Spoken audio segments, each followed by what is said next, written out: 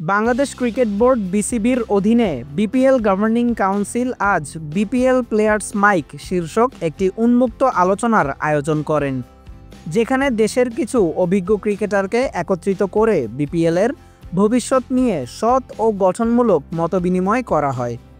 জাতীয় দলের তারকা ক্রিকেটার তামিম ইকবাল, মুশফিকুর রহিম, মোহাম্মদ মিথুন, এনামুল হক বিজয় ব্যক্তিগতভাবে অধিবেশনে যোগ দেন।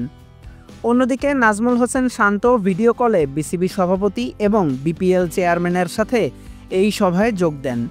ক্রিকেটারদের বর্তমান চ্যালেঞ্জ, সম্ভাব্য উন্নতি এবং বিপিএলকে আরও পেশাদার ও বিশ্বায়নের জন্য ধারণা সম্পর্কে সরাসরি আলোচনা করা হয়।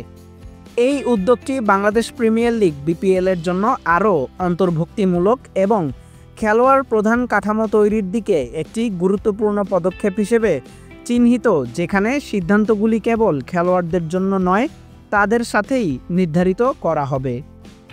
সকল আপডেট পেতে চ্যানেলটি সাবস্ক্রাইব করে আমাদের সাথেই থাকুন।